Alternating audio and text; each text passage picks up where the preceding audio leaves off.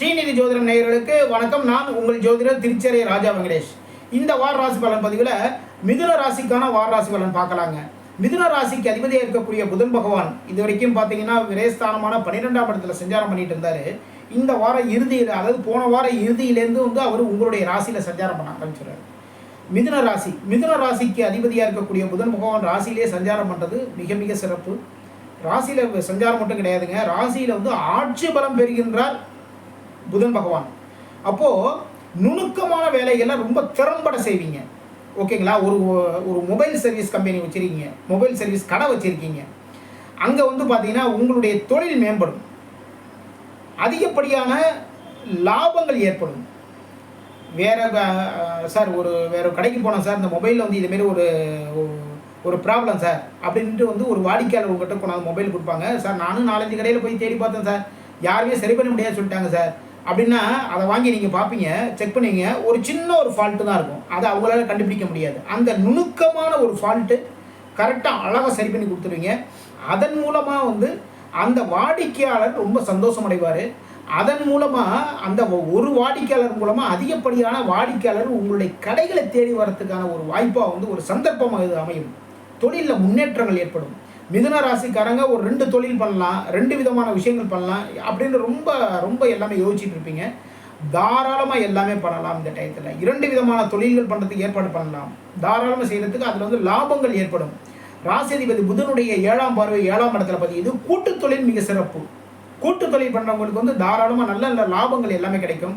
அதுக்கப்புறம் பார்த்தீங்கன்னா உங்களுடைய நண்பர்கள் மூலமாக நல்ல விஷயங்கள் எல்லாமே நடக்கும். கலைத்துறையில் இருக்கிறவங்களுக்கு புதிய வாய்ப்புகள் உங்களை தேடி வரும். கலைத்துறையில் டயலாக் ரைட்டர், அதுக்கப்புறம் பார்த்தீங்கன்னா கவிஞர்கள், உங்களுக்கெல்லாம் பார்த்தீங்கன்னா புதிய வாய்ப்புகள் தேடி வரும். உங்களுடைய எழுத்துக்கள் மூலமாக நல்ல நல்ல விஷயங்கள் எல்லாத்தையும் ரொம்ப ரொம்ப அற்புதமாக சாதிச்சுக்குவீங்க. அதன் மூலமாக பாராட்டுக்கள்.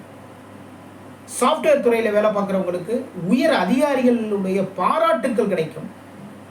உங்களுடைய ராசிக்கு பாக்கியாதிபதி இருக்கக்கூடிய சனி பகவான் பாக்கியஸ்தானமான 9ஆம் இடத்துல ஆட்சி பலம் பெற்று சஞ்சாரம் பண்ணுறார். இது மிக மிக சிறப்பு. ஆட்சி பலம் பெற்று சஞ்சாரம் பண்ணுறதுனால நீங்கள் இது வரைக்கும் சின்ன சின்ன கஷ்டங்கள் எல்லாம் பட்டோம். ஓகே, இப்போது நம்மளுடைய வாழ்க்கையில் இந்த விஷயங்கள் எல்லாமே நடக்கணும் அப்படின்னு நினச்சிட்டு இருப்பீங்க இல்லையா? அது எல்லாமே இந்த டயத்தில் கரெக்டாக நடக்குங்க. ராசி அதிபதி புதனுடைய 7ஆம் பார்வை 7ஆம் இடத்துல பதியுது.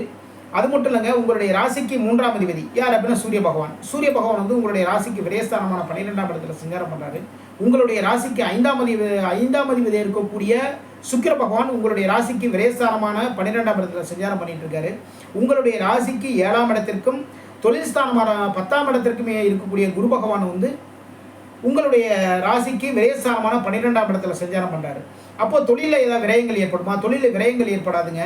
இதெல்லாம் பார்த்தீங்கன்னா சுப விரயங்கள்னு சொல்லலாம். சுப விரயங்கள் அந்த தொழிலை வேறு லெவலில் கொண்டு போகிறதுக்கு கொஞ்சம் ஓரளவு இன்வெஸ்ட்மெண்ட் பண்ணுவோம் இல்லையா?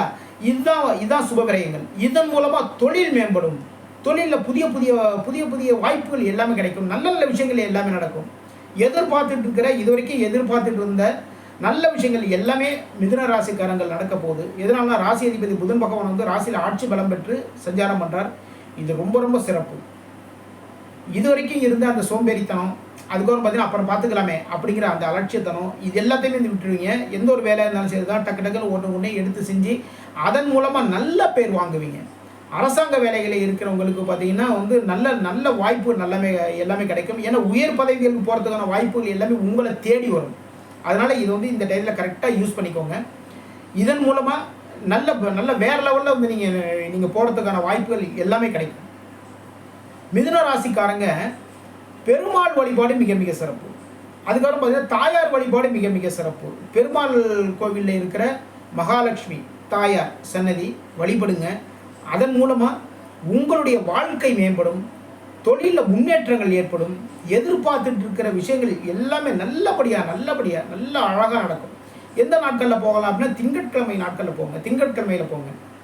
அதன் மூலமாக நல்ல நல்ல விஷயங்கள் எல்லாமே நடக்கும்.